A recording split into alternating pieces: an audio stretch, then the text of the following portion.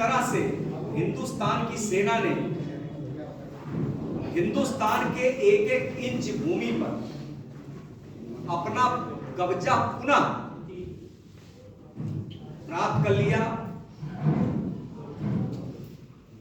और पाकिस्तान के सेना को, घुसपैठियों को, आतंकवादियों को खदेड़ दिया या मार दिया।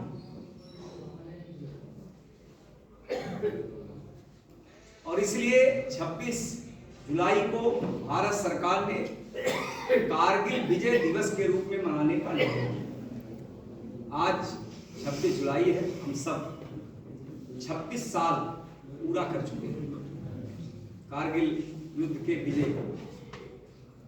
मैं इस अवसर पर सर्वप्रथम कारगिल में शहीद हुए हमारे देश के वीर सपूतों को अपनी तरफ से, आप सब की तरफ से, बस्ती की सम्मानित जनता की तरफ से, समस्त देशवासियों की तरफ से श्रद्धा सुमन अर्पित करते हुए उनको नमन करता हूं। इस अवसर पर हमारे यशस्वी जिलाध्यक्ष श्रीमान विवेकानंद मिश्रा जी, पूर्व जिलाध्यक्ष आदरणीय प्रेम सागर तिवारी जी, हमारे पूर्व जिलाध्यक्ष पवन प्रसौधन जी, आदरणीय कृष्णेंद्र सिंह जी, राजेश पाल चौधरी जी, मुन्ना जी, राजेंद्र प्रसाद गौड़ जी और जो देश की सीमाओं को रक्षा करते हुए शहीद हुए या देश की सीमाओं की रक्षा करते हुए युद्ध लड़े, ऐसे कुछ लोग, कुछ परिवार के लोग यहाँ पर उपस्थित हैं। शहीद प्रमोद निषाद जी की धर्मपत्नी सुकन्या देवी जी हैं, मैं उनका स्वागत अभिनंदन करता हूँ। कारगिल युद्ध में जिन्होंने प्रत्यक्ष रूप से युद्ध में भाग लिया, ऐसे श्री जयप्रकाश सिंह जी सूबेदार मेजर थे, मैं उनका स्वागत अभिनंदन करता हूँ।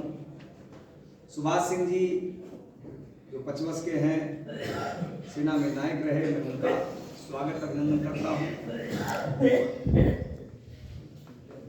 मित्रों, किसी भी देश का एक कर्तव्य होता है और उस देश के लोगों का कर्तव्य होता है कि अपने स्वर्णिम इतिहास को जाने और उसको याद करें। और इसीलिए आप देखते हैं कि कई महत्वपूर्ण तिथियां होती है हमारे देश के महापुरुषों का जन्म दिवस मनाया जाता है। कई ऐसी तिथियां होती हैं जो हमारे देश के इतिहास के लिए महत्वपूर्ण है, उसको भी हम मनाते हैं। उसी क्रम में आज कारगिल विजय दिवस के रूप में हम लोग मना रहे हैं। आप यहाँ स्मारक है, वहां पर गए होंगे, जो कारगिल में शहीद हुए थे उनकी याद में स्मारक है, वहां श्रद्धा सुमन अर्पित किए होंगे, पुष्पार्चन किए होंगे। उसका उद्देश्य यही होता है कि हम अपने देश के गौरव गाथा,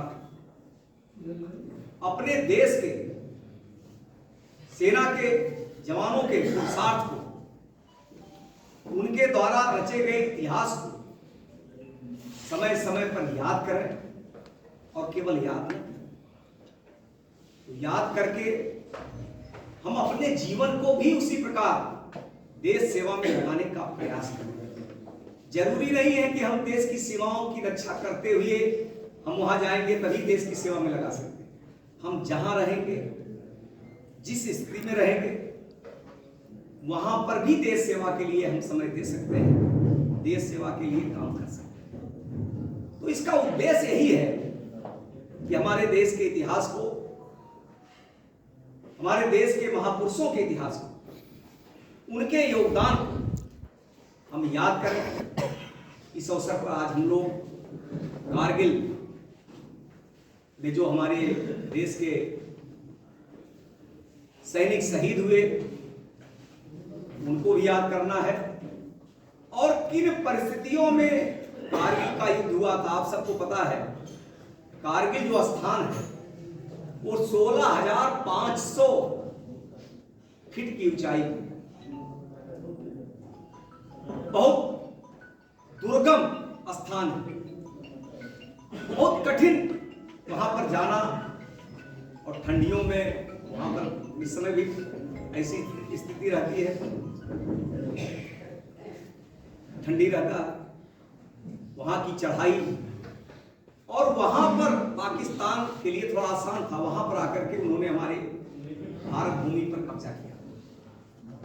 उनको खदेड़ना, उनको पराजित करना, उनको मारना कितना दुर्लभ, कितना कठिन था। अगर आप वहां जाएंगे, शायद जाना संभव नहीं होता था, तो आपके ध्यान में आएगा कि हमारे देश के सैनिकों ने कितना ऐतिहासिक विजय दर्ज की। उस समय हमारे पास उतनी तकनीकी भी नहीं थी। 26 साल पहले